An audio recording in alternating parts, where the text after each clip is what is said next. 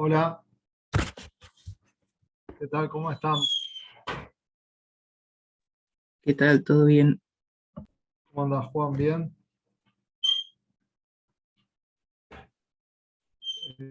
Bueno, vamos a empezar hoy. Les voy a compartir la pantalla. Ya habíamos visto bastante de microcontroladores la otra vez. No sé si alguien repasó o vio el curso y si habían visto el tema de, ¿cómo se llama?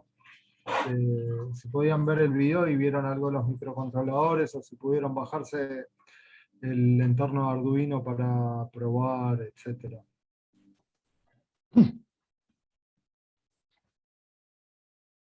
Bueno, les voy a compartir la pantalla para que vean ahí un simulador de Arduino. Un segundito.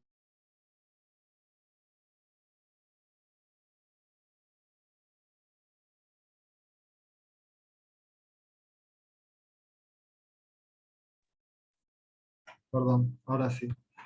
Les decía, hay un simulador de Arduino que, que es online y es muy práctico porque además se puede simular el circuito eléctrico, no solo el programa. Está muy interesante para arrancar con esto de los microcontroladores y bueno, ahora les comparto y lo vamos viendo.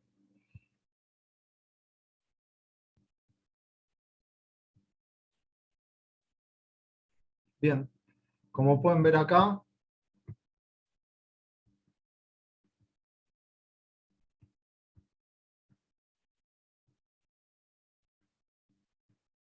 un segundito.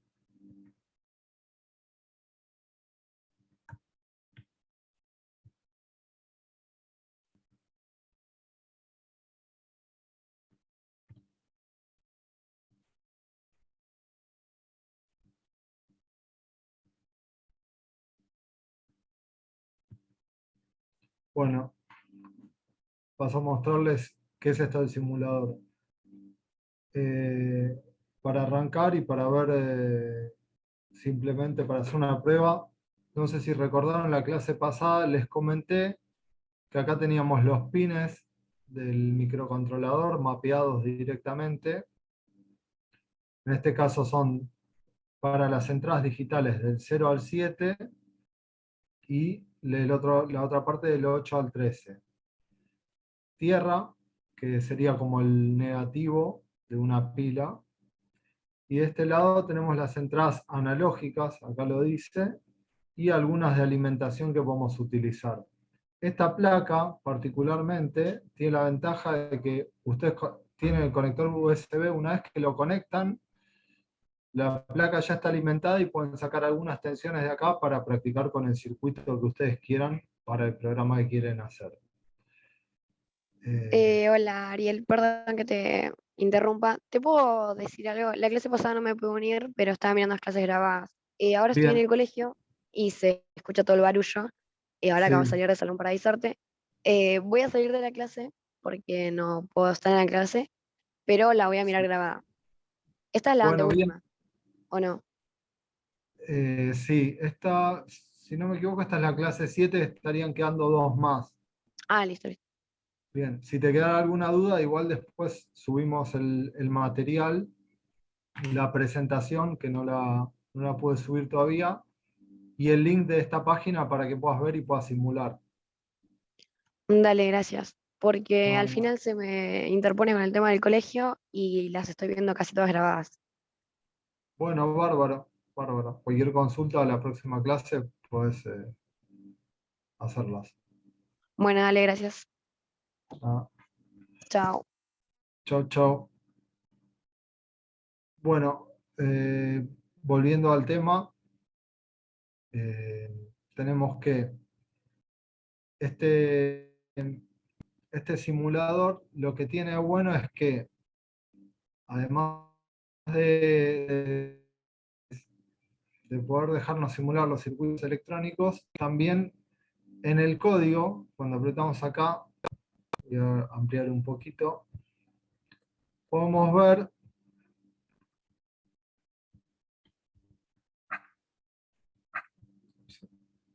podemos ver que en vez de tener que programar y nosotros cargar las instrucciones, escribiendo código, por ejemplo el código C que les mostré con lo que se programaba Arduino, podemos hacerlo con bloques y se hace mucho más simple iniciar en esto del mundo de los microcontroladores.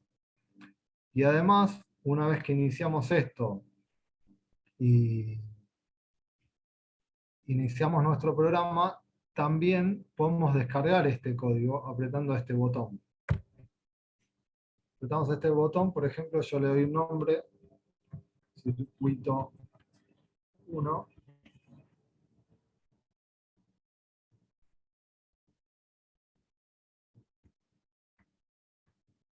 y cuando yo aprieto acá, se descarga el código que nos permite abrirlo en el programador de Arduino, en el entorno Arduino, y bajarlo a una placa real, como lo habíamos hablado en el curso anterior, en la clase anterior, perdón. Entonces, podemos grabarlo y probarlo en un circuito real.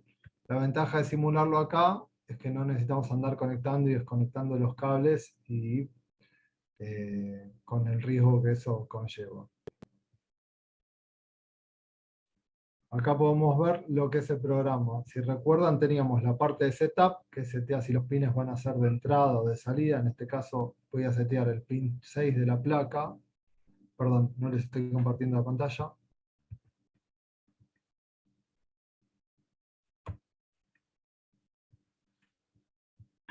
Ahora sí, ¿ven la pantalla de Arduino? Sí, Bien. Como vieron, bajamos el código, lo abrimos. Incluye esta librería, que es la inclusión de la librería que maneja un servomotor, que es un motorcito que teníamos ahí. Y después realiza una definición acá. Pero lo más importante son estas dos partes. Es el setup, que si recuerdan era lo que se ejecutaba una sola vez y configuraba si el pin era entrada o salida, en este caso está configurado como salida, o output, el pin número 6. El pin A1 está configurado como entrada, se llama A1 porque es la entrada analógica. Bueno, acá hace una configuración para llevar un control PWM, no vamos a entrar en detalles porque se va a complicar. Y acá tiene una salida también, configura el puerto serie, que es un puerto de comunicaciones para la entrada y salida de datos, si nos comunicáramos con el mundo anterior. Los puertos de comunicaciones trabajan en diferentes velocidades, la típica es 9600, y es un dato, es para comentarles por qué es esta línea, pero no vamos a entrar ahora en detalles. Bien, una vez que se realizó el setup, esto se ejecuta una sola vez y pasamos al loop. Esto se va a ejecutar siempre infinitas veces. Ahora lo vamos a ver en el programa, van a ver lo simple que es y vamos a tener un ensayo más real. Esto va a ejecutar, va a escribir la salida 6 en alto. En alto quiere decir que salga tensión por esa salida. Los integrados estos, como les había comentado, trabajan entre 0 y 5 volts, siendo 0 un estado bajo y 5 un estado alto. Hay otras tensiones de trabajo como 3,3 y muchas otras, pero por lo general Arduino trabaja entre 0 y 3,3 o 5 volts. Cada placa puede tener alguna que otra diferencia. Por ejemplo, esta placa que trabajamos trabaja entre 0 y 5 volts. 0 para el 0, sin salida de tensión, y 5 volts para un 1, salida de tensión. Esto es para mover el servo, y esto imprime, esto que está acá, imprime en la terminal, que viene incluida en el programa, la lectura de la entrada analógica. Ahora vamos a ver de qué se trata todo esto, lo vamos a entender mejor en el otro programa. Bien, vuelvo a compartir la otra pantalla. Volvemos acá. Si nosotros vemos acá, esto nos permite, hay una lista de componentes al costado. Nosotros cuando iniciamos, vamos a iniciar de cero.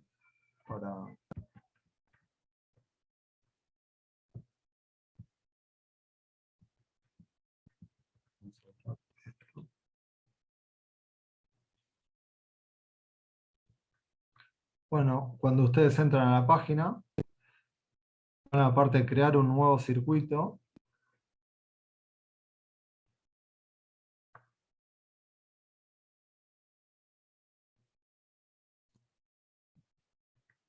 Y acá en el nuevo circuito, bueno, van a agregar un componente. En este caso, por ejemplo, nosotros vamos a usar una placa Arduino Uno, que es la que habíamos visto en la presentación. Simplemente la agregamos, la arrastramos y ya tenemos la placa andando. Le podemos dar un nombre si queremos a la placa. Y para hacer nuestras primeras pruebas vamos a agregar un LED.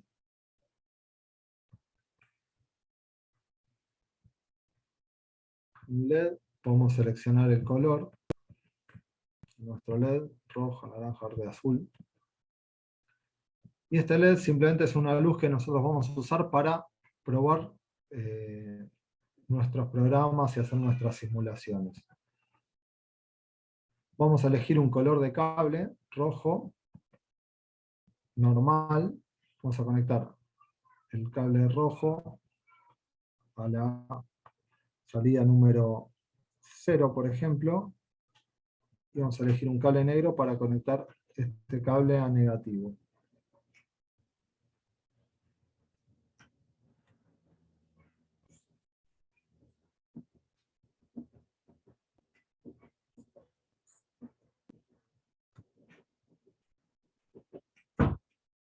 Bien, este cable lo que va a hacer es, este está conectado a negativo, como si fuera el negativo de una pila, y este otro lo que va a hacer es, cuando nosotros pongamos en 1 esta salida, que es la salida 0, le va a dar alimentación y va a encender nuestro LED. Ahora vamos a hacer el programa para esto. ¿Cómo se hace el programa? Vamos a la parte de iniciar, de código.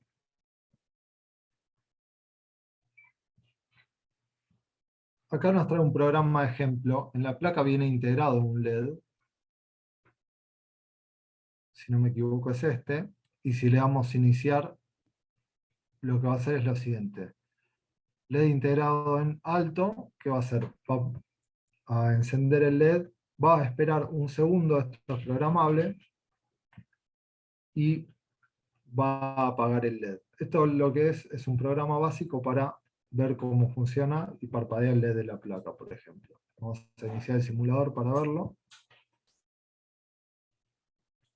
Bueno, acá podemos ver el LED señalado con la letra L. Este es un LED integrado, es un LED SMD. SMD se le llama a los componentes del montaje superficial en nuestras placas.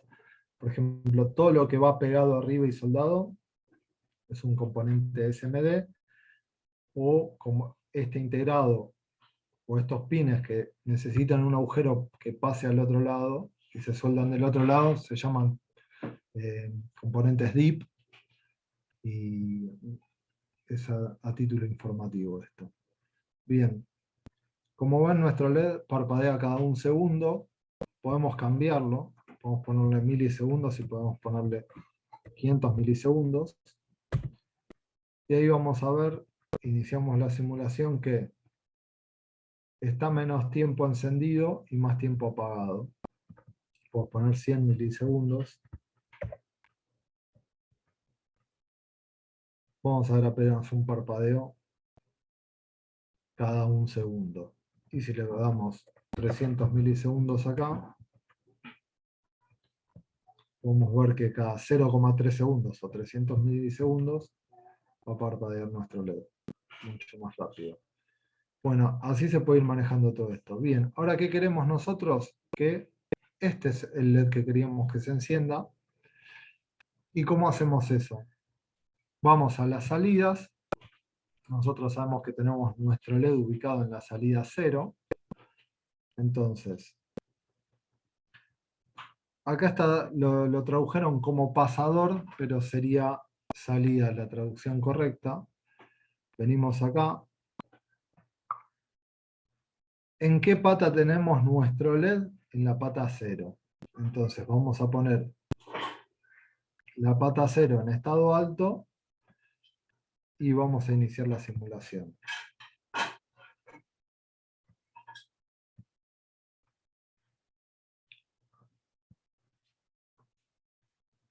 y vemos que nuestro LED se encendió. Este parpadea, pero este no. ¿Por qué no parpadea? Porque nunca le pusimos, luego de los 100 milisegundos, que el LED, que la salida se ponga en bajo. Entonces vamos a agregar, vamos a poner que la salida 0, esta vez lo cambiamos a bajo, para que nuestro LED parpadee, y vamos a iniciar el simulador. Y ahora vamos a ver que el LED sí está parpadeando en el tiempo que nosotros dijimos. Si se figuran acá, hay una leyenda, ahora no la podemos ver porque está parpadeando, pero vamos a sacar esto. Vamos a dejar esto en estado alto también. Así queda la leyenda fija y podemos ver de qué se trata. Bien, acá nos dice, la corriente a través del LED es de 55,9 mA, mientras que el máximo recomendado es de 20 mA. Se podría reducir la vida útil del LED. Acá suceden dos cosas. No solo es la vida útil del LED, sino que es la vida útil del integrado. Porque estos integrados no tienen una gran capacidad de corriente y cuando nosotros queremos encender algo, si ustedes recuerdan en la presentación anterior, necesitamos agregar un relé. Entonces, mientras sea un LED, y si supera ese LED, porque no le pusimos una resistencia para disminuir su corriente, este LED, así conectado directo, consume más de 20 mA, que es la capacidad de corriente que soporta en primera instancia nuestro integrado por pata y nuestro LED. Entonces, lo que sucede si armamos este circuito en la vida real es o que se quema el LED, o que se quema nuestro integrado, o que algo no funciona bien. Entonces, ¿qué hacemos? Vamos a hacer una modificación.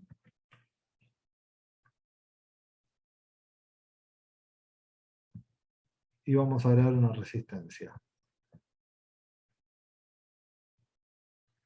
Una resistencia es un elemento que nos sirve para disminuir la corriente que consume ¿cómo se llama?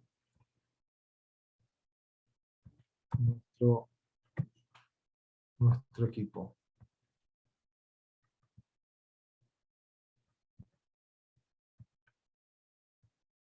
Las conexiones, en este caso, y volvemos a iniciar la simulación. Ahora sí vamos a ver que el LED se prende fijo y no nos tira ningún error. Tenemos la simulación. Lo que vemos acá es el valor de resistencia que le asignamos a la resistencia propiamente dicha, que es de 1 kΩ, que quiere decir 1000 ohms. Es un valor típico que se pone de resistencia para un LED, como es lo que se usa normalmente. Lo que podemos hacer para medir eso, que es interesante, es qué corriente va a estar consumiendo ahora, y podemos poner un tester. Hasta esto tiene la opción de tester, está súper interesante. Vamos a poner en modo corriente, y como lo que queremos medir es corriente, siempre que medimos corriente se interrumpen los circuitos. Entonces, bien.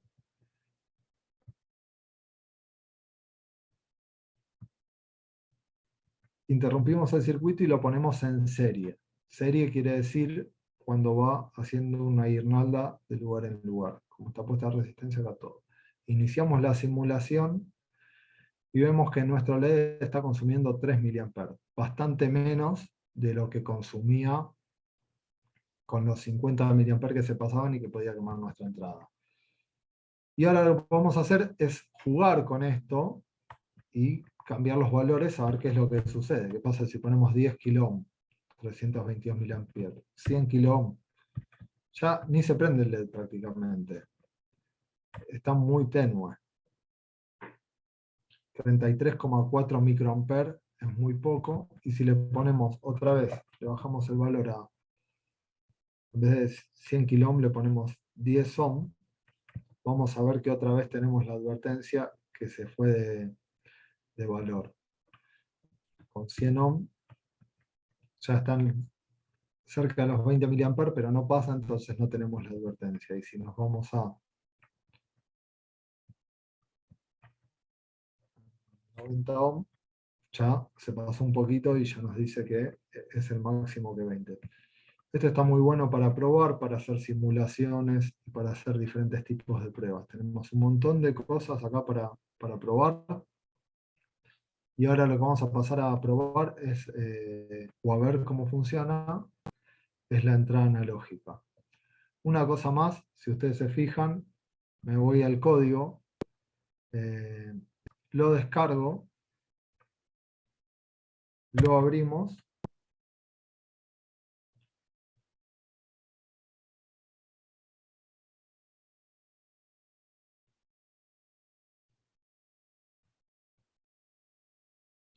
Les voy a compartir la pantalla. Y acá pueden ver que en el setup, en la primera parte,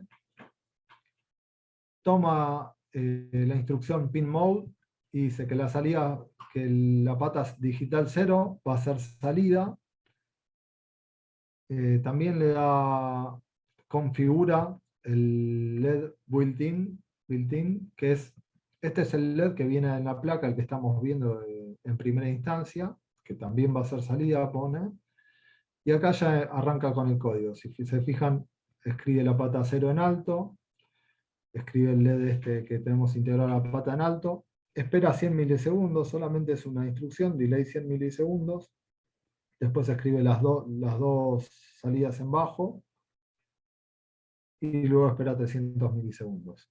Ahí pueden ir viendo cómo el código va cambiando. Una cosa más que no recuerdo si les comenté la otra vez, acá tienen también donde seleccionan la placa y demás.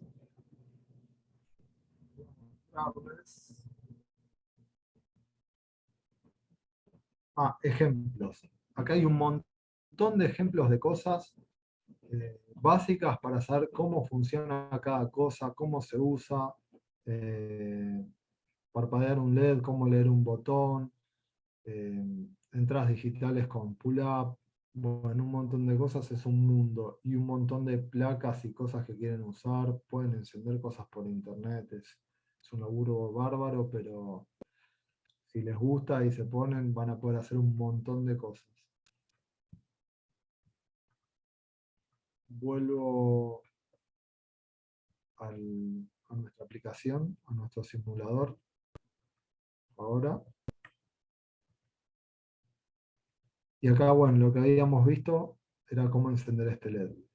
Otra cosa que podemos ver acá, si quisiéramos, es poner otro multímetro, lo agregamos, y medir qué tensión estaría cayendo en ese LED. Si vamos a medir tensión, tenemos que recordar que siempre la tensión, perdón, se mide, si bien la corriente se mide en serie, perdón, la tensión se mide en paralelo.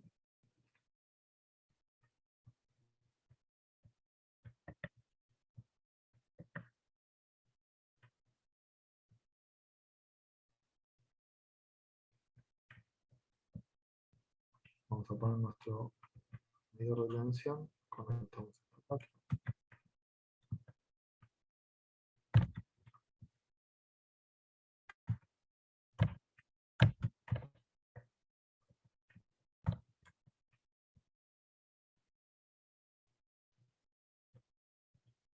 Y ahora con un cable negro conectamos el negativo.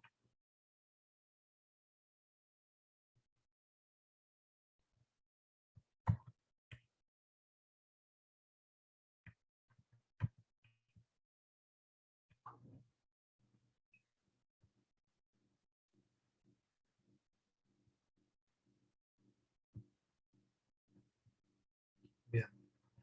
Y si iniciamos la simulación, podemos ver que acá tenemos una caída de tensión de 2 volts en este LED. Y si cambiamos este LED a color rojo, vamos a observar. Si se fijan, tenemos una caída de tensión de 21,2 mA y de 2 volts. Tenemos la circulación de corriente en 21 mA y la caída de tensión en 2 volts. Y si yo cambio el color del LED, rojo. Simulación, iniciar simulación. Bueno, pasan todos los LEDs del mismo color, es raro.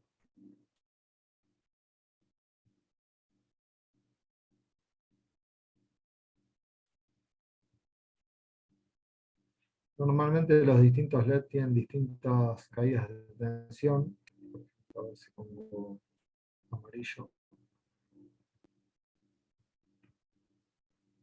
Normalmente los LED tienen distintas caídas de tensión según sus colores. Quería mostrarles eso, pero bueno, se ve que el simulador en este caso no lo representa muy bien. Tomaron una caída de tensión estándar de 2 volts y una corriente de 20 mA. Y si conectamos este otro cable o después de la resistencia, vemos la simulación, sacamos este cable,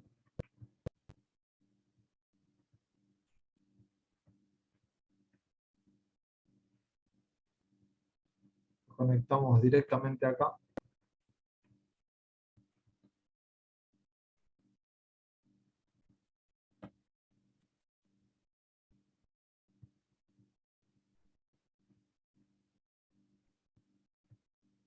Vamos a conectar otro multímetro.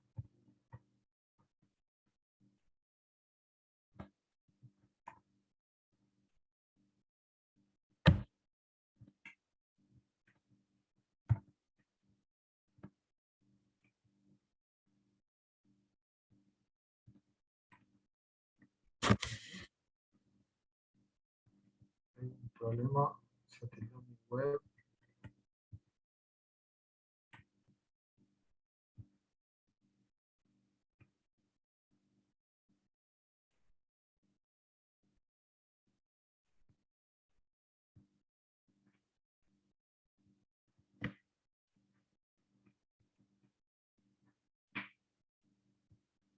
Un segundo, aparentemente se habría tirado la página acá.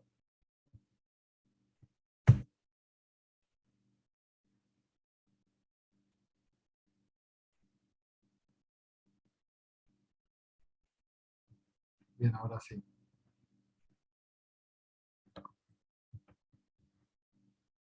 Volvemos y estamos en cambiar esto de posición. Borramos este cable. Venimos acá, color rojo. Vamos el cable directamente acá. Podemos ver la caída de tensión en ese punto ahora. Bien. 4 volts es la salida que está teniendo esto acá. Cambiamos la resistencia a 1 kilo. Vamos a ver que tenemos otra caída y la tensión aumenta un poquito. ¿Qué es esta caída de tensión que estamos viendo acá? Esta caída de tensión que estamos viendo acá, si nosotros apagamos el LED, vamos a probar directamente a hacerlo, LED de la salida bajo, iniciamos la simulación.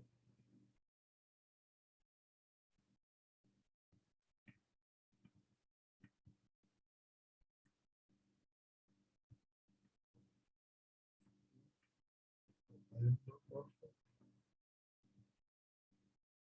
bajo, los dos en bajo, iniciar simulación.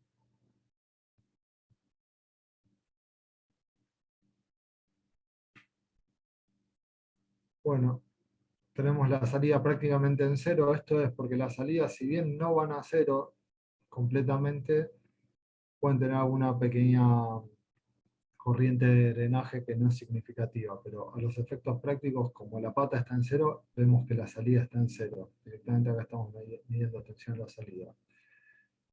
Puedo borrar, perdón, esto no, detengo la simulación, cambio el código del circuito, ahora vamos a ponerlo en 1, para que nuestro LED quede en 1. Y acá vemos cómo tenemos 4,86 volts de salida a la salida acá directo. Si yo llego a sacar esta resistencia y mido tensión directamente a la salida, como para poder observar,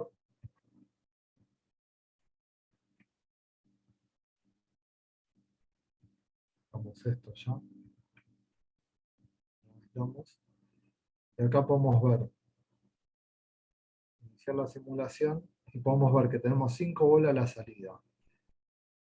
Este es el voltaje que podemos tener en una salida cuando ponemos un 1 y si no ponemos un 0. ¿Cómo lo podemos ver en el código? Venimos acá, le damos 5 segundos de demora, 5 segundos más acá de demora, y vamos a establecer la salida en alto y en bajo cada 5 segundos. Damos el código, iniciamos la simulación, y acá vamos a ver, se enciende la salida, esta vez no tenemos el LED para verlo, y se apaga, se va a 0. Y esto es lo que hacemos cuando establecemos una salida a 0 o a 1. ¿Le damos o no le damos tensión? Lo mismo que pasa con el PLC. La diferencia es que el PLC está hecho para manejar 24 volts. Y ahí lo que hacemos es manejar un relé. Y la salida de corriente de un PLC tiene una capacidad mayor. Por ejemplo, para alimentar un relé que puede ser de 200 mA, estamos hablando de 10 veces más de la capacidad de corriente de salida que esta placa, por ejemplo. Bueno, bien. Vamos a ver la entrada analógica. Para ver la entrada analógica vamos a tomar un potenciómetro. Vamos a conectar un cable a nuestro positivo como referencia positiva para el potenciómetro, un cable a tierra, este de color negro, perdón, tierra no, negativo, y el otro cable va a ser nuestra referencia para saber si nuestro cursor está más cerca del negativo o más cerca del positivo. Entonces el otro cable va a venir a la entrada analógica y va a ser la señal analógica que nosotros estemos midiendo. Vamos a ir al pin a 0. Y le vamos a dar el color amarillo. Entonces, bien. Lo que vamos a hacer ahora es simular como si tuviéramos un sensor, pero en vez de tener un sensor vamos a tener un potenciómetro para variar nuestra señal de entrada analógica. ¿Qué vamos a hacer? Vamos a ir a la parte de código. Lo que vamos a hacer es lo siguiente. Perdón.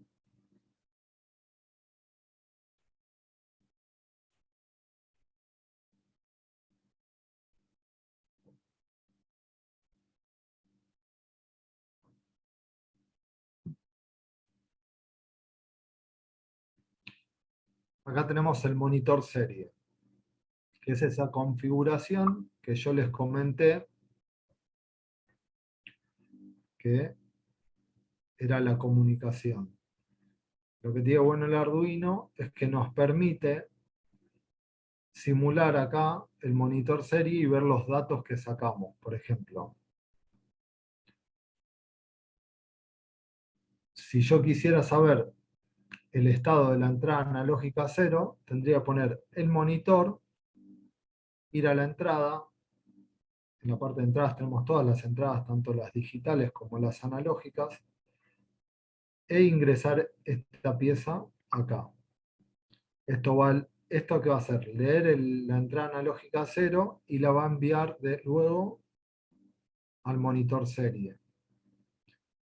Que a los efectos prácticos es como si fuera una salida de comunicación.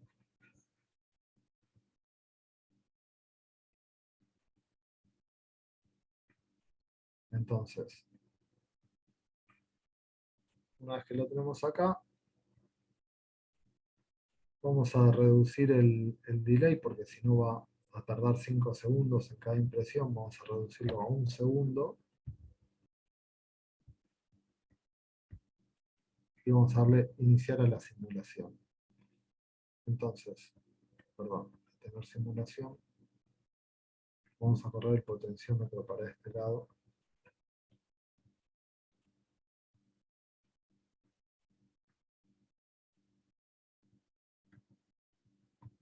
Vamos a acomodarlo para que nos quede prolijo.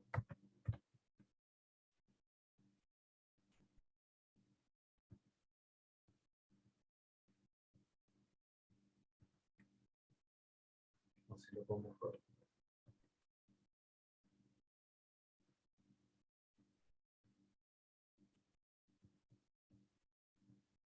Rojo.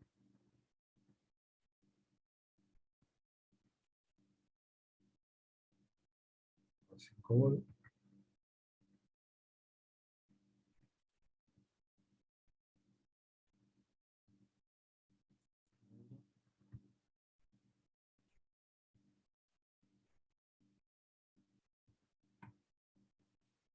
Ahora sí, iniciamos la simulación. Código, iniciar simulación. Bueno, acá vemos que nos imprime el valor varía, pero lo imprime pegado uno al lado del otro. Eso es porque yo le quité acá, en la parte donde está nuestro... Le quité que haga una nueva línea, le voy a poner que haga una nueva línea por cada impresión de nuestro valor analógico, y ahora sí, inicio el simulador, y van a ver que se genera una nueva línea. Y acá, cada vez que vamos variando, variamos de 0 a 1023. Entonces vemos como nuestra entrada analógica está leyendo este valor. ¿Por qué está leyendo el valor de 0 a 1023?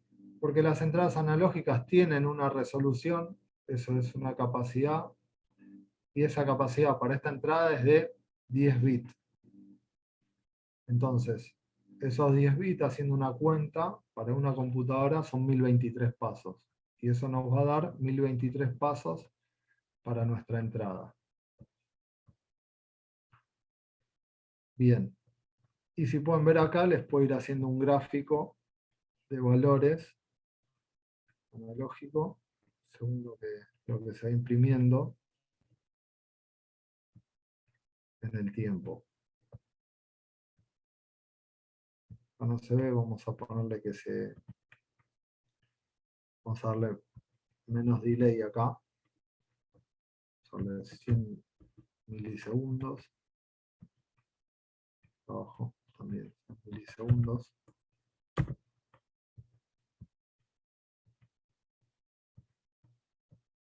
Acá vamos a ver que imprime los valores mucho más rápido, y nosotros vamos a ir viendo en el gráfico que nos genera al costado para ver nuestra entrada analógica cómo varía desde 0 hasta 1023 valores. Vamos a ver cómo funciona. Bien. Otra cosa interesante que tiene este programa es que nos va a sacar el esquemático de nuestro circuito.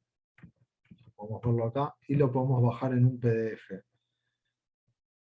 Cómo está hecha la conexión con el Arduino 1, en la entrada 0, a la pata del medio del potenciómetro, que es el cursor, que es el que marca dónde está, conectado además a una de las patas del pote, y la otra pata del potenciómetro a 5 volt. Vemos cómo quedó nuestro circuito hecho y la lista de materiales. Un Arduino 1, un voltímetro, un potenciómetro de 250 ohms. Bien, esto es básicamente lo que había para hoy, para que podamos completar un poco la clase del otro día. Y bueno, como adicional tienen más componentes, tienen un montón de cosas si quieren investigar. La verdad es muy buena la página, tiene muchísimas cosas y es muy interesante para probar sin gastar mucho, digamos, porque no hace falta comprar el Arduino y se pueden ver funcionando un montón de cosas. Es súper interesante. No sé si alguien tiene alguna consulta o si quieren... Yo tendría una consulta. Contame, Juan. El Tinkercad lo conozco desde hace un rato, pero Muy bien. quisiera saber si hay alguna forma de, por ejemplo, yo pruebo una fuente de Sí, CA o CC, si hay sí. alguna forma de que vaya más rápido. En este caso, cuando usaste el diagrama, redujiste el delay, pero específicamente si quiero ver un osciloscopio, una fuente y medirlo, no sé cómo hacer Sí. para que vaya más rápido. ¿A qué te referís, por ejemplo? Si querés lo podemos intentar hacer lo que busques. Acá tenés osciloscopio y fuente. A esto. Claro, yo hace como 2, 3 semanas probé un poco, jugué, pero si yo le suministro energía a un osciloscopio, me Sí. va, apenas se muestra la onda moviéndose o desfasándose, tarda Ah, mucho. eh, tenés el tiempo, la división por tiempo. ¿Sabés qué es esto de la división por tiempo? Sí. ¿O no? La Es, frecuencia. claro, en realidad esta no es la frecuencia, sí se trata, sí está relacionado con la frecuencia, pero ves que vos tenés cuadros en el osciloscopio. Ah, sí, El, las divisiones. claro, el eje X estarías teniendo una división cada 100 milisegundos. Entonces, cada vez que pasen 100 milisegundos vas a ver acá un cuadro. Eso lo podemos probar y ver ahora, por ejemplo, para sacarnos la duda y ahí vemos si logramos dar con lo que vos comentás. Vamos a conectar esto a negativo y acá el rojo.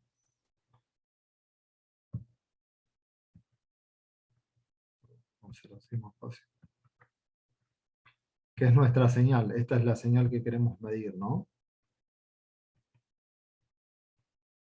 Para los que por ahí no conocen, el osciloscopio es un equipo que sirve para ver las señales. En este caso, nos va a dibujar cómo está funcionando nuestro equipo, nuestra señal en el tiempo. Bien, vamos al código, le vamos a dar una base de tiempo de 100 milisegundos. Entonces acá lo que deberíamos ver es que por cada cuadrito se pone en 1 y se pone en 0 la señal. Vamos a darle a iniciar simulación.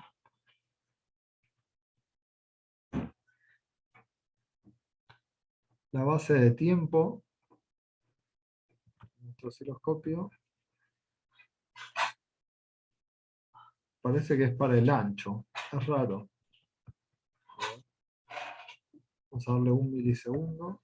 A ver qué sucede. Iniciar simulación. Perdón, quisiera hacer una consulta, Ariel.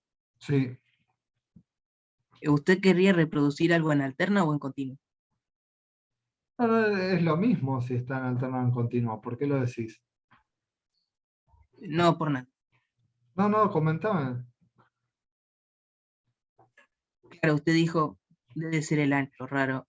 No sé si está queriendo reproducir algo en CA, esa es mi consulta, pero si lo mismo, bueno, Lo que pasa es que vos acá conectás el osciloscopio, no tiene mucha configuración, es básico, digamos, ¿no?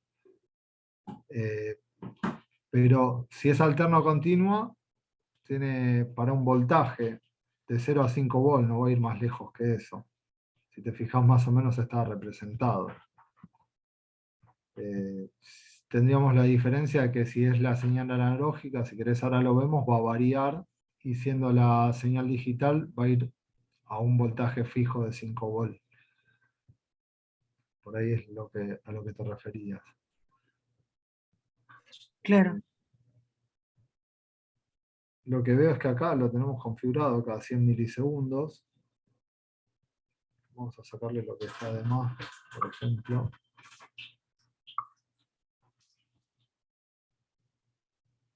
Lo corremos. Volvemos a poner esto acá.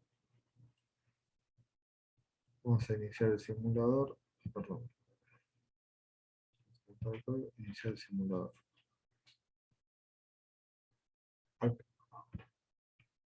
Acá vemos que tenemos la salida activándose cada 100 milisegundos. Pero si te fijas no lo podemos ver acá.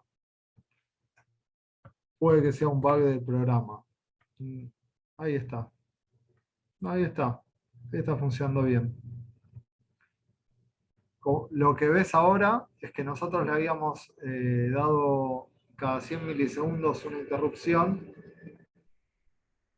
Perdón, cada 100 milisegundos cambiamos el estado de nuestro LED. Entonces, 100 milisegundos apagado, 100 milisegundos encendido. Esto es por división. ¿Esto era a lo que te referías? Sí, Y acá el cuadro, si te fijas, cada división aparentaría ser de 2 volt. Porque si te fijas, tenés 2 volt acá, 2 volt acá y media esta, estamos en 5 volt. Esto mismo podríamos desconectarlo y conectarlo en nuestra entrada analógica para medir en qué tensión está el potenciómetro. Iniciamos la simulación y vemos cómo va variando. Como varía más despacio mi medición, si lo pongo en 0, vamos a ver que se viene a... Se ve que esto, perdón, acá lo puse...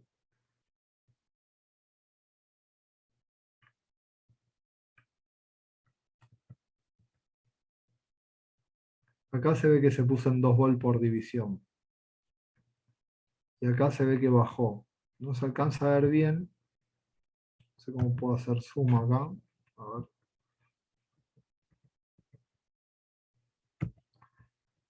No sé si lo pueden apreciar ustedes. Voy a correr un poquito el osciloscopio para este lado. Va a quedar un poquito desprolijo, pero eso para que se vea bien. Cuando yo lo pongo en 0, voy a aumentar. Cambia la escala del osciloscopio a 40 microvolt por división. Se ve que se autoajusta la tensión. Entonces, si subimos el potenciómetro, por ejemplo, vamos a iniciar la simulación, si subimos el pote a la mitad, vamos a ver que la escala se pone en 10 volt por división, entonces estaríamos 10, 20, perdón, no, se puso en 10 volt, entonces barramos hasta acá arriba, a ver si lo pongo al máximo, ahí se puso en 20 volt, 0, 5, 10, 15, 20, 25. Es un poco confuso el rango, pero bueno, vemos que está cambiando y en este caso estaría 5 volt por división.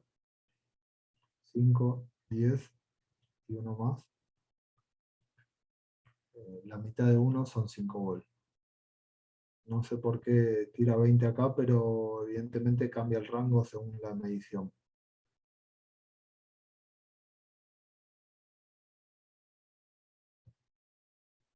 No sé si esto contesta tu consulta, Juan.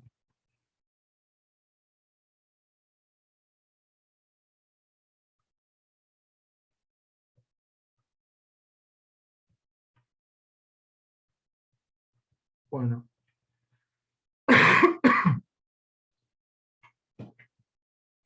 Juan, ¿estás ahí? sí, Ariel. ¿Te resolvió un poco la duda o te quedaron más dudas que antes? No, a ver, me resolvió algunas dudas. En realidad lo que quería consultar era por qué se tardaba un poco en representar la imagen en el osciloscopio. Aplica para cualquier computadora. En realidad era esa mi duda. Vos decís que cuando vos lo encendés no te aparece tan rápido la señal acá. Claro, por ejemplo, cuando vos manejabas el potenciómetro, se pasaba Sí. de ser una curva cuadrada a directamente una línea, como si fuera muy lento en cuadros por segundo. Yo pensé, ¿hay alguna forma de hacer esto más rápido? Creería que no, pero sí, creo que se respondió mi pregunta. Claro. Habría que ver cómo funciona el programa, porque si te fijas con la señal digital acá en la salida lo podíamos ver bien. Por ejemplo, si yo lo conecto acá, en la salida esta que teníamos cada 100 milisegundos, vuelvo esto por acá, e inicio la simulación, ves la onda cuadrada y se ve a cierta velocidad. Pero si te fijas, cuando lo detengo y lo vuelvo a iniciar, como que tarda un cachito, ¿viste? Puede ser que al simulador le cueste un poco, entonces no veas la señal analógica tan velozmente como querés.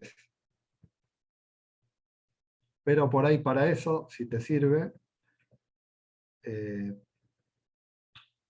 podés llegar a hacerlo, no sé qué es lo que estarías midiendo, pero sacando, si es algo que mide o que me dice acá por el conversor analógico, sacándolo por la terminal para poder verlo.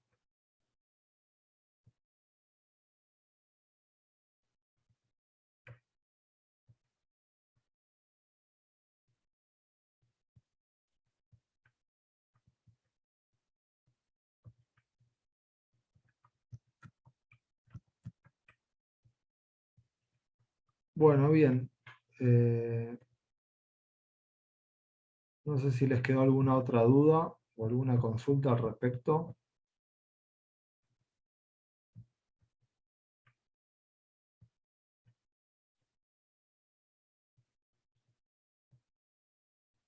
Bueno, para los que por ahí no llegaron a entrar a la presentación a tiempo,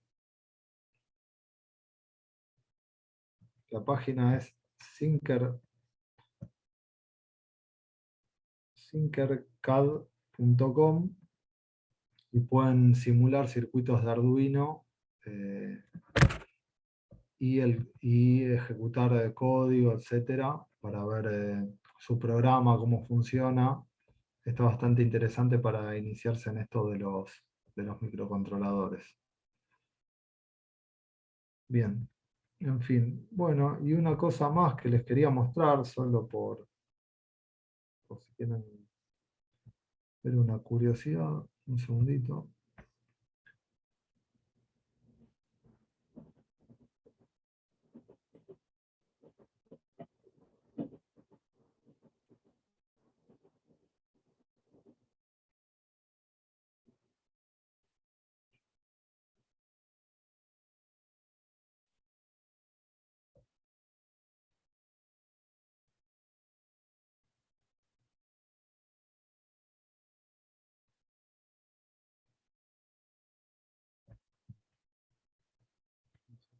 Ahora les comparto la pantalla.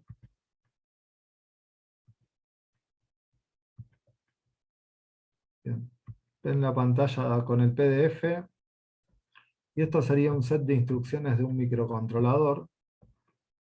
Por ejemplo, para este microcontrolador que estamos usando, esto en realidad es de la página de un microcontrolador de Microchip, que sería un microcontrolador similar al que está puesto Arduino.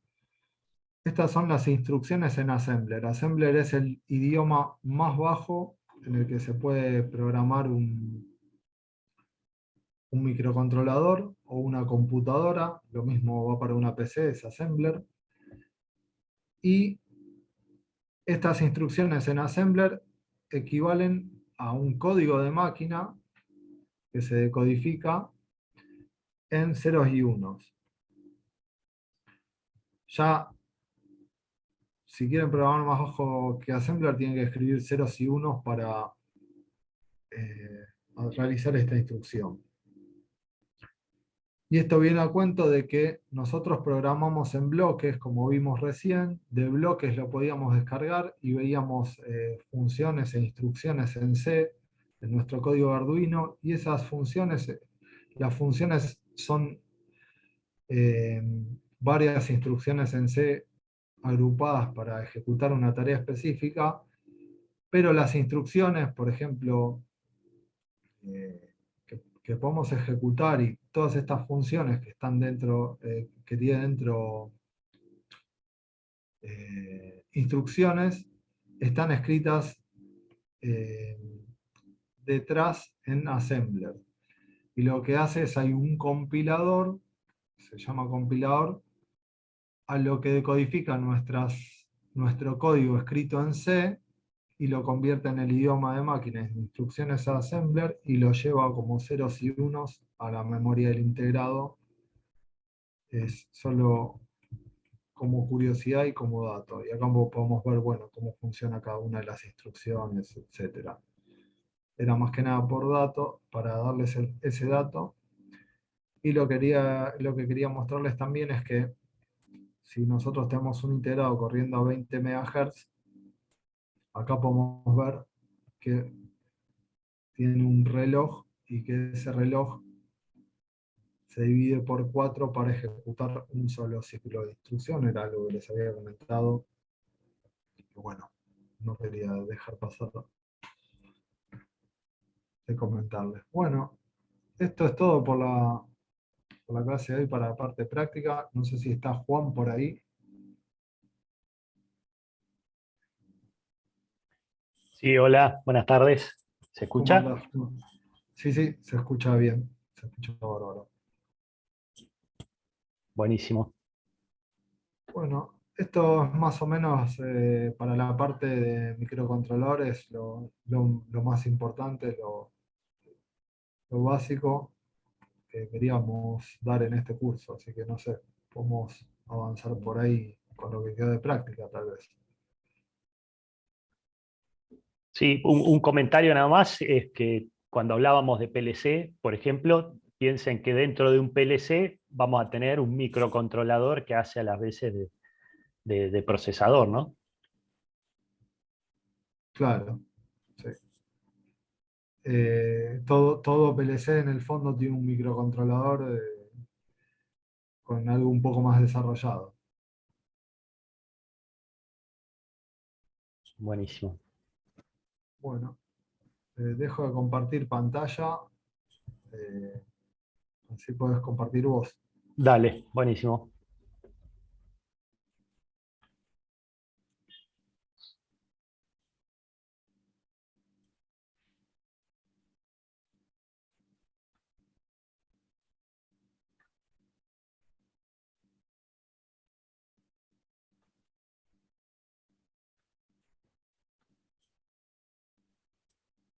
Bien, no sé si ahí se ve Sí, estamos viendo en el Excel. Excel.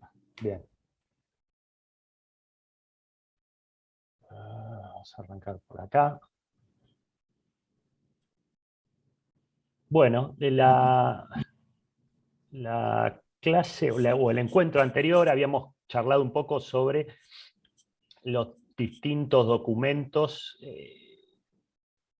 que podían integrar un proyecto mediano, grande. Mencionamos un documento que desarrolló el Centro Argentino de Ingenieros, que es el que estamos viendo en la pantalla, y que nosotros compartimos con ustedes, creo que en el primer encuentro, en la teoría para compartir o los documentos que compartimos con ustedes en el primer encuentro, lo subimos a la página del curso. Este documento que desarrolló, como les decía, el Centro Argentino de Ingenieros está bastante piola y se mencionan los distintos, por cada tipo de ingeniería. Cuando hablamos de tipo de ingeniería es, digamos, la instancia de la ingeniería. Cuando hablamos de instancia de ingeniería, hablamos de, por ejemplo, cuando arrancamos un proyecto podemos tener una ingeniería conceptual, que como su nombre lo indica, vamos a desarrollar conceptualmente el proyecto. Después tenemos una etapa que se denomina ingeniería básica, que como su nombre indica es una ingeniería básica del proyecto. Después, a continuación, tenemos una ingeniería de detalle, donde se profundizan un poco más los desarrollos, los entregables de ingeniería. Y por último, por lo general tenemos lo que se llama una ingeniería para la construcción, que es la ingeniería que tenemos de detalle llevada a los documentos a características constructivas, o sea que vamos con esa ingeniería vamos a poder construir. Bueno, en este documento que les mencionaba, por cada instancia de ingeniería se mencionan cuáles son los entregables, o sea, los documentos que se deberían generar, inclusive por especialidad. Creo que lo conversamos el encuentro anterior y lo veníamos charlando, que en los distintos proyectos vamos a tener distintas especialidades trabajando. Depende de la magnitud del proyecto. Si es un proyecto grande, por ahí tenemos que van a trabajar todas las especialidades. que, como decíamos, por ejemplo, vamos a tener una especialidad que se llama procesos, que son por lo general ingenieros químicos que definen el proceso, y un documento principal para las ingenierías, que es el PNI, o diagrama de instrumentación y cañerías, que es un poco el puntapié inicial de los proyectos grandes donde interviene proceso. Después tenemos una especialidad que denominamos civil, que es la que hace la documentación o desarrolla los entregables asociados a todo lo que sea ingeniería civil. Después tenemos otra especialidad que es mecánica, y así. Otra que es cañería o piping, y nosotros estamos ubicados en una especialidad que se llama instrumentación y control. Bueno, dentro de los documentos que se desarrollan para los distintos procesos, para los distintos proyectos, perdón, dijimos que un documento básico e inicial es el que denominamos memoria descriptiva. Nosotros subimos con Ariel, y lo vimos en el encuentro anterior, un Word que estaba incompleto, para que ustedes vayan viendo cómo es el formato de este tipo de documentos y lo vayan completando.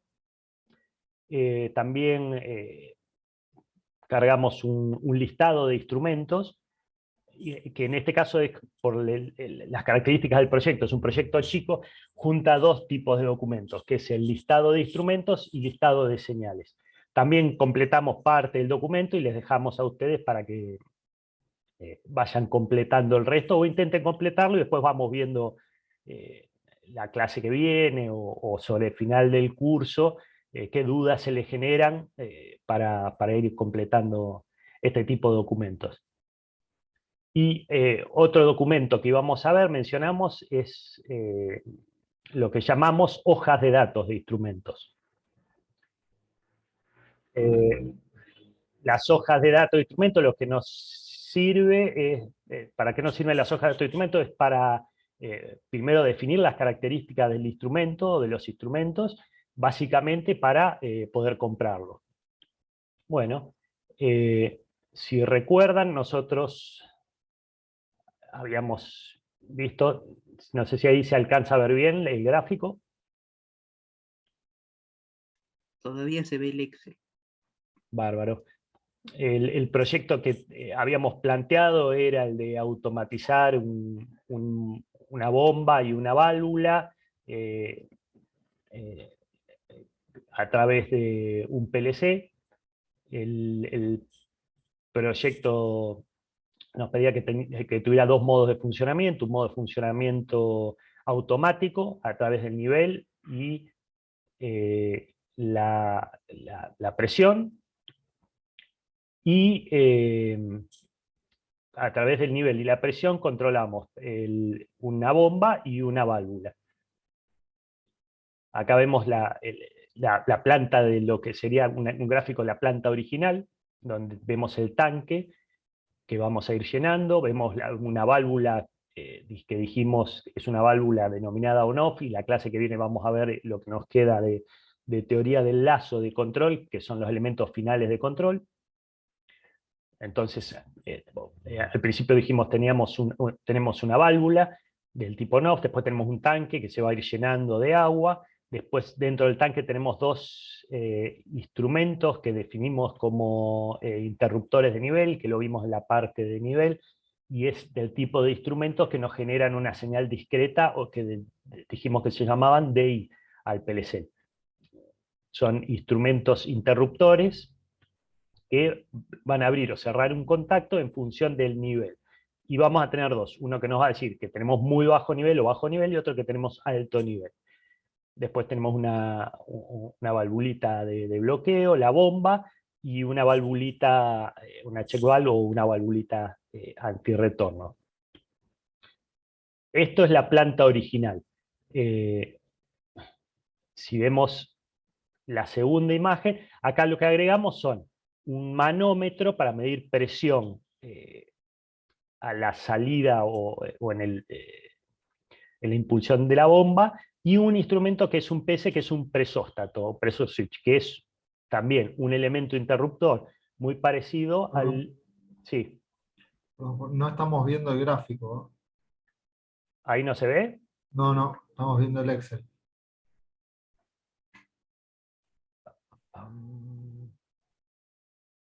Ahí. No, me parece que vas a tener que dejar de compartir la pantalla del Excel y Dale. A primero ver. y después compartir la otra tal vez. Ahí se ve. No, al menos yo no la veo. Yo tampoco.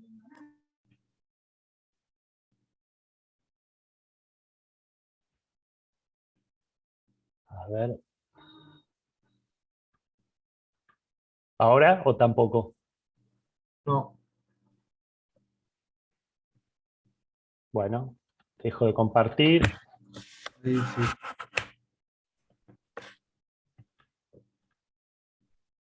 Bien, ¿ahí se ve? Ahora Sí, sí. señor. Bien, perfecto. Mil disculpas.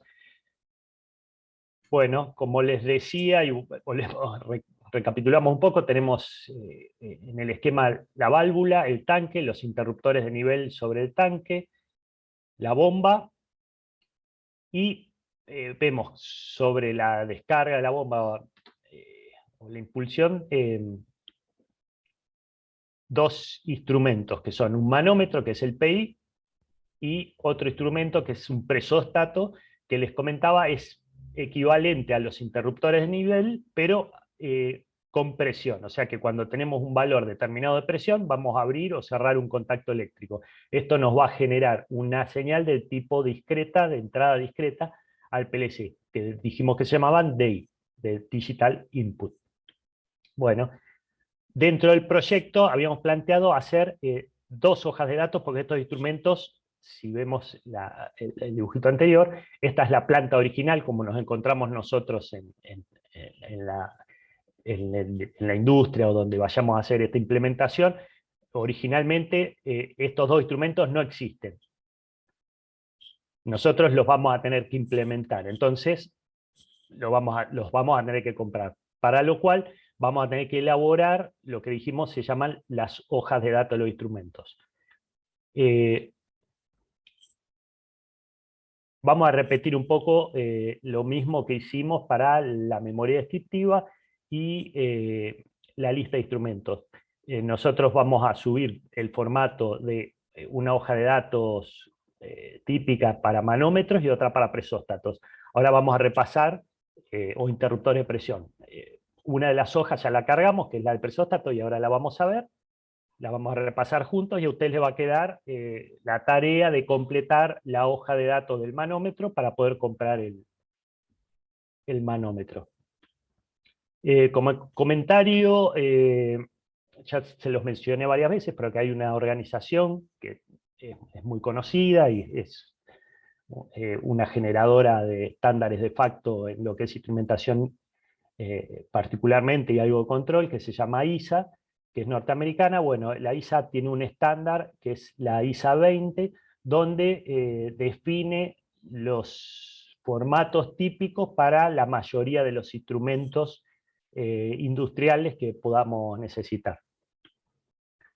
Bueno, a ver si ahora... ¿Ahí ven el Excel o siguen viendo el PDF? Solo se ve el PDF. Bien, entonces dejo de compartir.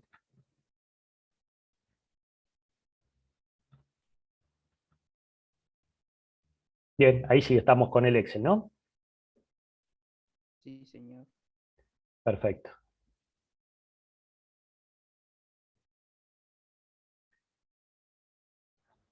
Bueno,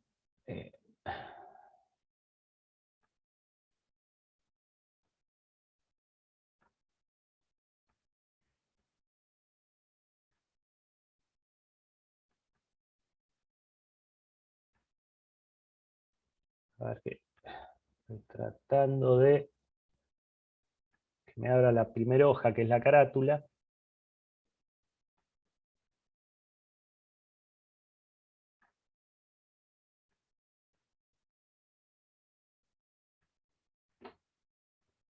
A ver, ahí está. Se había colgado el Excel. Bueno, al igual, ahí están viendo el Excel, ¿no? Bueno, estimo que sí. Al igual que vimos... sí, Juan, ¿me decías? Sí, se ve el Excel, perdón. Bien. No, por favor. Al igual que vimos con el resto de los documentos, y esto es norma general si quieren, las hojas de datos, como el resto de los documentos, van a constar de una primera hoja que es la carátula, donde vemos como les decía, una primera parte que es el rótulo, que está compuesto por el índice de revisión, que lo vimos un poco en el encuentro anterior, nos va a servir para mantener una trazabilidad y ver en dónde estamos parados con el documento. Vamos a tener una descripción, que es importante porque, por ejemplo, en esta primera etapa nosotros al cliente le vamos a emitir una primera hoja de datos que es para aprobación, o tal vez simplemente para aprobación interna, y cuando nos aprueben esta hoja de datos o este documento, vamos a sacar un documento, como les decía, para compra o para licitación. Después, bueno, campos típicos son la fecha de emisión del documento, que la emisión es cuando sacamos este documento a la calle, o para aprobar. En el campo de ejecución va la persona que ejecuta o que confeccionó esta hoja de datos. En este caso, como les decía en el encuentro anterior, todo lo que vean ustedes de amarillo es para que ustedes lo llenen, lo completen. Entonces vamos a tener una fecha, vamos a tener ejecución, que van a ser sus siglas, por lo general es la primera letra del nombre y la primera letra del apellido. Acá tenemos el campo de verificación, que son las siglas de la persona que verifica el documento. En el caso de ustedes, ustedes van a ser los verificadores. Y por último, y en la misma línea, el campo para agregar las siglas de la persona que aprueba el documento, que, como les decía, en este caso van a ser sus siglas. Bueno, por lo general tenemos un espacio para poner los logos de las empresas, el nombre del proyecto, que es control de nivel y presión, el tipo de entregable o documento, que es como les decía, va a ser una hoja de datos para el interruptor de presión que tenemos que comprar, y bueno, abajo se repite la fecha, quién dibujó o confeccionó, quién revisó y quién aprobó. El número, el código de este documento, que es como se llama, es el nombre del documento, en este caso es HD, hoja de datos, PS, out 001. Otra es la revisión, y la cantidad de hojas, que son 2 hojas. Bueno, la segunda hoja, como ven, es una hoja que está compuesta por una cantidad de campos. En este caso son 61 campos, de los cuales no vamos a utilizar todos, simplemente algunos. Y la hoja de datos está dividida por distintas partes, digamos, secciones. La primera parte es general, donde completamos el primer campo. Bueno, vamos a hacer un repaso rápido de por qué está compuesta la hoja de datos. Está compuesto por una parte que denominamos general, que son datos generales del instrumento, otra porción que son datos de proceso, que son los datos del proceso que vamos a medir. Estos datos por lo general nos lo da la gente, como les mencionaba, de proceso, que son si se quiere, los ingenieros químicos que desarrollan o participan del proyecto.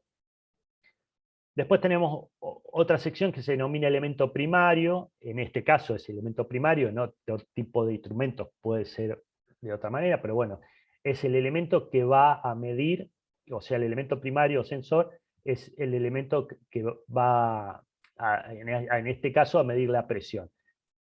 Que si recuerdan, cuando vimos la presentación de presión, mencionamos algunos elementos sensores de presión para este tipo de instrumentos, que pueden ser diafragma, fuelle.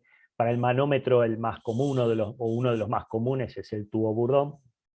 Esto está en la presentación y lo conversamos en ese encuentro. Después tenemos una sección que se denomina sello diafragma, que también son define las características de un elemento que se denomina sello diafragma, que es un accesorio que podemos o no utilizar en este tipo de instrumentos. También lo mencionamos en el encuentro donde charlamos sobre presión. El sello diafragma si se quiere, o para que lo tengan, para hacerlo más sencillo, es un elemento que ponemos entre el instrumento y el proceso, y nos protege al instrumento. ¿Cuándo usamos el sello de diafragma? Cuando queremos medir presión, por ejemplo, en un fluido que tiene o impurezas, o está sucio, o es corrosivo. Entonces, entre el elemento sensor que mide y el proceso, ponemos este elemento, sello de diafragma, que nos va a proteger el instrumento. Como en este caso lo que vamos a medir es agua, agua industrial, no lo necesitamos.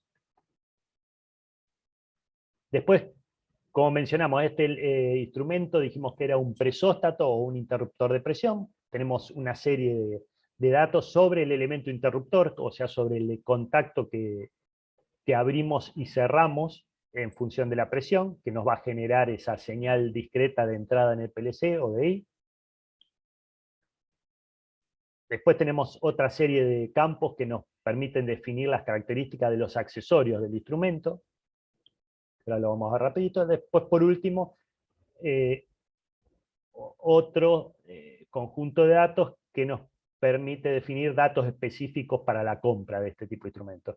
Y por último, una sección que nos permite poner notas o particulares sobre el instrumento o sobre la compra o lo que sea, ¿no? Son los datos que surjan que no cargamos antes, bueno, lo podemos completar en esta sección de notas. Bueno, ahora vamos a hacer una repasadita rápida. Ahí no sé si están pudiendo ver las dos pantallas, si se ve parte del... o solamente ven el Excel. Solo se ve el Excel, Juan. Bien. Bueno.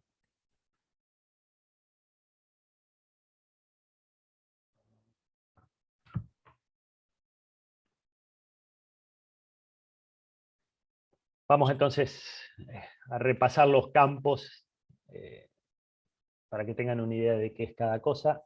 Pero, a ver.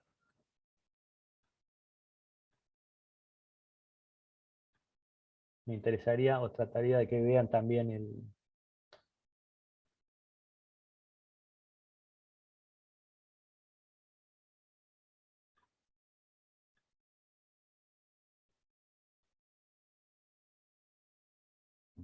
Bueno, vamos conversando sobre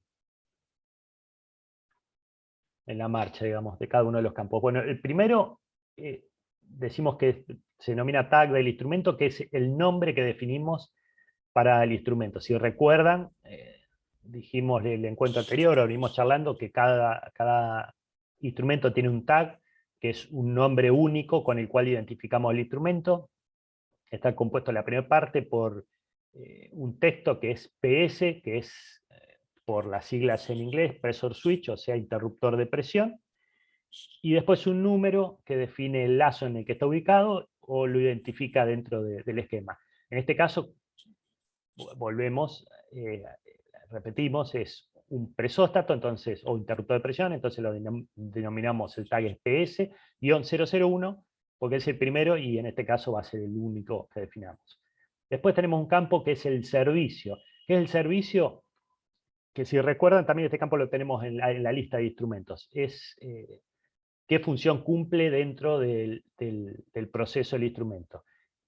Si recuerdan el dibujo, lo teníamos a la salida o a la descarga de la bomba. Entonces es la presión de descarga en la bomba B001, que es el tag de la bomba, el B001. Después el diagrama PIANAI es el diagrama de instrumentos y de procesos que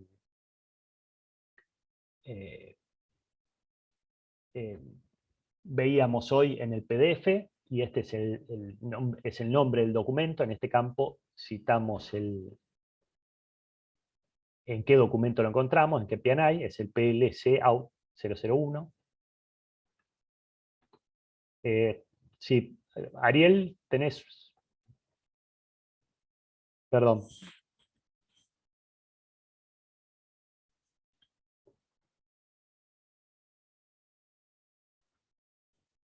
Bien. Volvemos volvemos a la hojita de datos.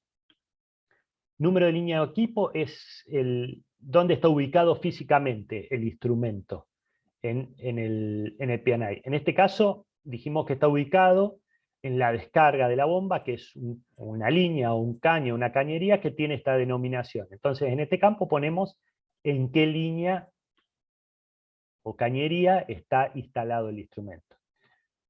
Después tenemos otro que es un campo que denominamos cumplimiento estándar, si necesitamos que cumpla algún estándar. En este caso no, porque la aplicación es sencilla, depende del tipo de industria donde vamos a utilizar el instrumento, vamos a verificar el estándar. Si es, por ejemplo, industria oil and gas, tenemos estándares que se denominan API, etc. Depende del tipo, en agua, agua,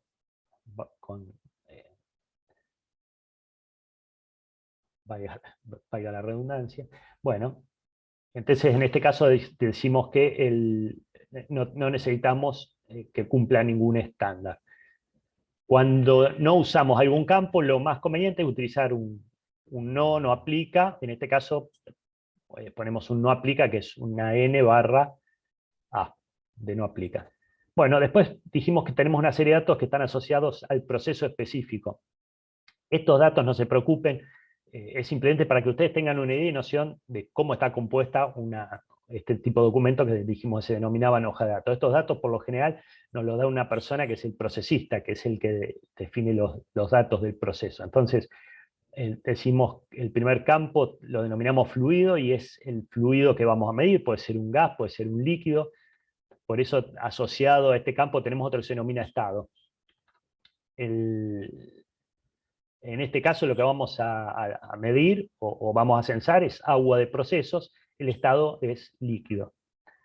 Después dijimos, tenemos otro campo que nos consulta sobre si el servicio o el proceso tiene suciedad. En este caso no, porque es agua, simplemente agua industrial, o sea, es un fluido limpio. Después tenemos dos campos que son presión y temperatura. Bueno, tenemos presión máxima, presión de operación y presión mínima. Presión máxima es la presión máxima a la que va a estar el proceso, la de operación a la que va a operar comúnmente el instrumento, y la mínima es el mínimo valor de presión que estimamos va a trabajar. Lo mismo para estos tres campos, que son la temperatura máxima, de operación y mínima. Y sobre el final ponemos las unidades. En este caso, las unidades con las que vamos a trabajar, que es una de las unidades que vimos cuando charlamos un poco sobre presión, que es bar, y la temperatura la vamos a medir en grados centígrados. Estos valores son arbitrarios, es simplemente para que tengan una idea de algunos valores de procesos, ¿no? De este proceso en particular. Después tenemos un campo que es la presión de diseño, también mínima y máxima, y lo mismo que temperatura de diseño mínima y máxima. Estos son los valores que nos dice el procesista, más bien la instalación, que son con las que se diseña el sistema, que son mayores que las presiones, por ejemplo, y temperaturas que usamos de operación. Después, otro dato de proceso típico es la densidad, que en nuestro caso, como es agua, es 0,998 y la estamos definiendo en kilogramos metros cúbicos. Después el peso molecular, que acá, como estamos trabajando con agua, no es importante. Sí sería por ahí más importante si esto fuera un gas, pero así que indicamos que no aplica y seguimos adelante. Después mencionamos que tenemos una serie de datos que están asociados al elemento primario. El primer campo que tendremos que llenar es el material del alojamiento, que es, si se quiere, el caparazón del instrumento, o el capuchón donde está contenido el instrumento. Pedimos que sea de aluminio. Después el alojamiento, la clase, es IP, que es el grado de protección, o índice de protección. Lo mencionamos en alguno de los encuentros, que tenemos dos tipos, o por lo general hay dos tipos que se usan mucho, que son uno que se denomina NEMA y otro que es IP o índice de protección. Bueno, nosotros pedimos que el instrumento tenga un índice de protección 6.6. El primer dígito nos indica el grado de protección para sólidos y el segundo para agua. Esto quiere decir que este instrumento es apto, digamos, para ser usado en intemperie, porque nos va a proteger de polvo y agua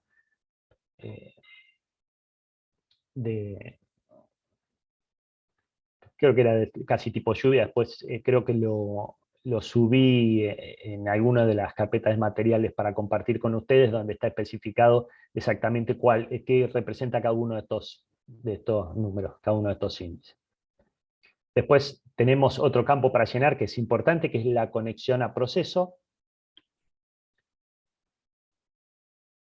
La conexión a proceso, en este caso, la pedimos que sea de media pulgada y roscada del tipo NPT. Esto implica que el instrumento va a tener una rosca de media pulgada y nos va a permitir conectarnos en un accesorio que va a estar sobre la cañería, que también va a ser, obviamente, media pulgada. Esto nosotros lo seleccionamos porque sabemos que en la cañería donde vamos a instalar el instrumento tenemos un accesorio que es roscado de media pulgada y el tipo de rosca es NPT. Después tenemos otro campo que es el rango mínimo y máximo del instrumento. El rango mínimo lo vamos a pedir de 0 bar y el máximo de 10 bar. Y esto tiene que ver con los datos de procesos del instrumento. O sea, nosotros dijimos que el instrumento va a trabajar con una presión de operación de 8 bar, de 6 bar, y la presión máxima a la que va a trabajar es de 8 y la mínima de 0 bar. Bueno, este rango se tiene que corresponder con el instrumento que vamos a comprar. Si se fijan, el rango mínimo de presión es de 0 y el máximo es de 10. Entonces, nuestra presión de operación máxima y mínima está dentro de este rango. Después, otro campo para llenar es si queremos que el instrumento tenga protección de sobrerango, o sea que si se pasa de presión esté protegido, le ponemos que sí o no, eso depende de lo que necesitamos. En este caso lo vamos a pedir con protección de sobrerango. Después tenemos otro campo para llenar para completar, que es el tipo de elemento, sensor o de medición, y el material. Vamos a pedir que el instrumento sea del tipo fuelle, el sensor, y el fuelle que sea de acero inoxidable tipo IC 316. Fluido de llenado, en este caso no aplica, así que le ponemos señal. Después, como le decía, el accesorio de sello de diafragma se aplica a esto cuando el fluido es corrosivo o tiene impurezas, o es un servicio con suciedad, que ya definimos en la primera parte de la hoja que no. Entonces todo no aplica, no vamos a ponerle sello diafragma a este instrumento. Después, los datos relacionados al interruptor, al switch que se abre o se cierra con la presión. Bueno, tenemos que aclarar qué tipo de aplicación, qué aplicación y qué tipo. Bueno, la aplicación vamos a medir presión manométrica, o sea, sobre la atmosférica. Y el set de presión que vamos a medir que sea ajustable, o sea que podamos variar la presión de disparo del instrumento. Después la cantidad de contactos 2, si tiene banda muerta o histéresis, sí, que sea ajustable. Después el tipo de conexión eléctrica, o sea, cómo van a entrar los cables para poder llevarle la señal discreta al PLC. Bueno, o sea, esto es la parte mecánica, digamos, de cómo va a ser la conexión. Bueno, tiene que tener una entrada para poder entrar con el cable que sea de media pulgada NPT-H, que es hembra. Y después, otro campo es el span, que lo vimos también cuando vimos la parte de presión, que es la diferencia del valor máximo y mínimo del rango. Como es de 0 a 10 bar, el span de este instrumento es de 10 bar, Y si tiene ajuste de 0, sí, que es en el instrumento lo vamos a ver como un tornillito que nos va a permitir cuando el instrumento si se corre con el tiempo del 0, podamos ajustarlo. Eso lo vimos también en alguna de las clases, que vimos que estos instrumentos tienen una propiedad que se llama deriva, que quiere decir que con el tiempo, por ejemplo, tiene una deriva de 0 que se va corriendo el 0. Después, bueno, tensión de alimentación y tipo de contacto. La tensión de alimentación, como lo mencionó hoy Ariel, para los PLC por lo general es de 24 volt de continua. El tipo de contacto, ese PDT, es con un común y dos contactos. Esto es Simple Pole Double Throw, y es una sigla en inglés que nos dice eso, que tenemos un contacto común y otros dos que nos permiten hacer un normal abierto, un normal cerrado del instrumento. También lo vimos en una de las presentaciones. Bueno, otra de las características de los instrumentos que también vimos es cuál es la repetitividad del instrumento, que define un poco, si se quiere, la calidad del mismo, que va a ser menor o igual que el 0,5% del span, que es el valor que dijimos que era la diferencia del valor mínimo y el máximo del rango, o sea que es 0,5% de 10 bar. Acá pedimos el rango de calibración del instrumento, mínimo y máximo, que esto, cuando lo pedimos acá, que va entre 0 y 10 bar, ya viene de fábrica, está calibrado entre estos valores. Después el punto de interrupción, de apertura o de cierre del contacto, ya lo pedimos de fábrica, y es el valor de presión al cual el instrumento se va a abrir o se va a cerrar. Y lo pedimos que sea de 6 ascendente. O sea, que esto implica que cuando la presión ascienda de, por ejemplo, 5 a 6, cuando sea 6,1 ascendente la presión, bueno, va a abrir o cerrar el contacto. Y las unidades, bueno, siempre estamos trabajando con bar, que es una unidad de presión, mencionamos que sea bar. Después tenemos otra serie de datos que completamos sobre los accesorios. Bueno, los primeros dos es si el instrumento va a tener un indicador local. Esto implica si va a tener un display o algún elemento que nos permita ver en campo el valor de la presión. Los presóstatos pueden tenerlo o no. Si no lo pedimos, por lo general no vienen, son lo que se denominan instrumentos ciegos. Pero en este caso a nosotros nos interesa que el operador pueda ver el valor de presión en campo, entonces pedimos que sí lo tenga y que las unidades en las que se represente ese valor en campo sea bar. Bueno, después definimos si queremos que tenga algún tipo de manifold. Y pedimos que sí, que tenga una válvula de bloqueo y purga. Cuando vimos la parte de presión, definimos que los manifold o las válvulas de este tipo, en particular bloqueo y purga, son accesorios que era conveniente utilizarlos. Que, si recuerdan, es simplemente una válvula que se conecta entre el proceso y el instrumento. ¿Y para qué me va a servir? Bueno, si tengo que hacer un mantenimiento, voy a poder cerrar la válvula, sacar el instrumento y hacer el mantenimiento. Porque si no tenemos instalado este manifold o válvula y tenemos el instrumento directamente conectado al proceso, bueno, vamos a tener que parar el proceso, purgar la cañería o vaciarla, verificar que no esté presurizada, y recién ahí vamos a poder sacar el instrumento para hacer un mantenimiento.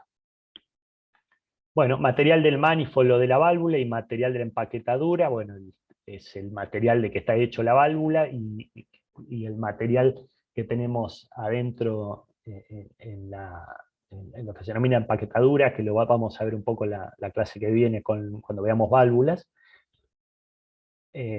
Bueno, definimos que sea de acero inoxidable y el material de empaquetadura, teflón. Y por último, los datos de compra. Bueno, definimos un fabricante. En este caso no nos jugamos demasiado, para no comprometernos, ponemos que sea por proveedor, que el proveedor nos defina el fabricante o la marca del instrumento. Después el modelo, si no lo tenemos, también podemos definir que sea por proveedor, o sea, a la persona que nosotros le vamos a comprar el instrumento que nos defina el modelo. Y después un un número de documento que se denomina requisición, que es con lo que vamos a comprar, que acompaña la hoja de datos y nos permite comprar el instrumento y define algunas cosas que faltan o que completarían, digamos, los datos para poder realizar la compra. Le ponemos un nombre al documento que sea recién de requisición 100 y número de ítem, 2 arbitrarios, para que vean que son datos que se completan y nada. Es simplemente, como les decía, un número de un documento y el número de ítem dentro de ese documento. En la requisición, como les decía, se completan los datos que no están definidos en las hojas de datos y que nos hacen falta para la compra. No sé, por ejemplo, datos de entrega, de garantía, etc. Les quería mencionar algo más. Bueno, cuando ponemos modelo, el proveedor nos puede definir un modelo, pero el modelo obviamente tiene que corresponderse con todos los datos que nosotros le estamos pidiendo en esta hoja de datos. Valga la redundancia. Se tiene que corresponder con eso. Bueno, como les decía, esta es la hoja de datos para el instrumento presóstato interruptor de presión.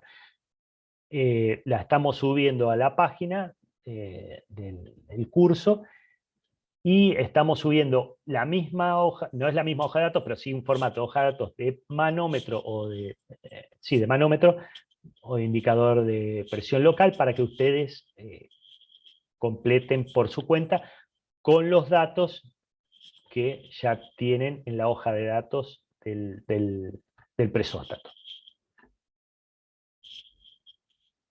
Bueno, a ver si...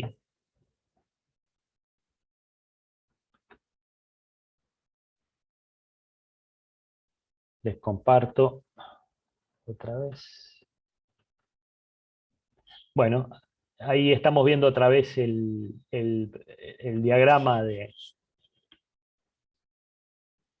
pseudo-PNI, donde podemos ver, como les decía, el PS001, que es la hoja de datos que recién estábamos viendo, donde abajo tenemos la línea, que es uno de los campos que completamos, que es donde está instalado el instrumento, y al lado está el manómetro o indicador local de presión. Bueno,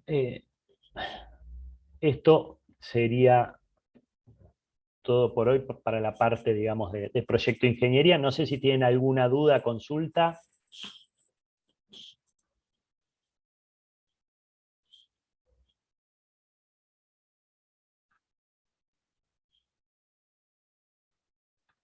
Juan, tendría una consulta.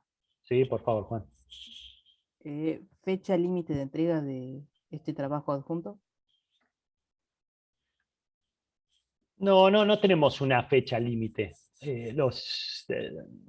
La idea es que lo vayan, yo entiendo que, o entendemos con Ariel que no es sencillo, porque por ahí son muchos conceptos y, digamos, la idea es que lo vayan llenando para la última clase, y la última clase hagamos un repaso de todos los temas que vayan quedando sueltos para que les quede el concepto. No es la idea de que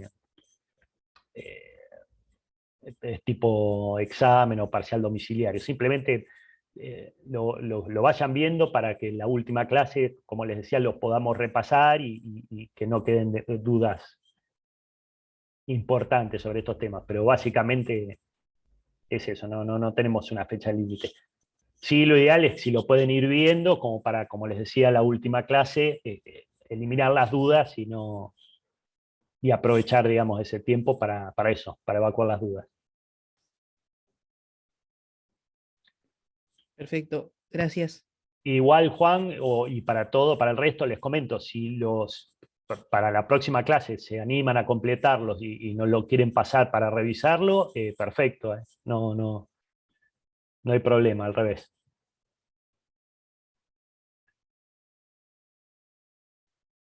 ¿Hasta cuándo hay clases? Entiendo que nos quedan 2 clases más, donde intentaríamos ver en la clase que viene lo que definimos, si se acuerdan, en el lacito de control, en la parte final, que es los elementos finales de control, que vamos a ver un poco de válvulas y un poco de de motores asincrónicos trifásicos, que son los que más se ven en la industria. Y nos queda una clase más que vamos a tratar de ver algunos conceptos de neumática barra hidráulica, y queremos aprovechar para repasar todos los temas que queden sueltos o que les genere alguna duda a todos ustedes.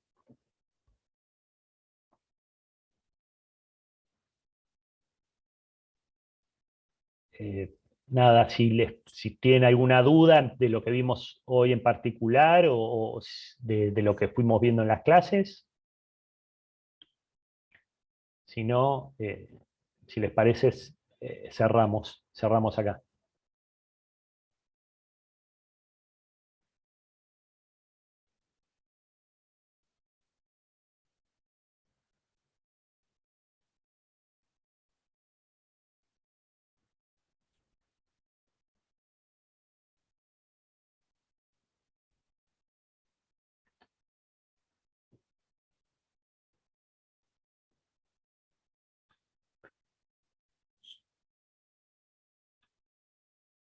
Bueno,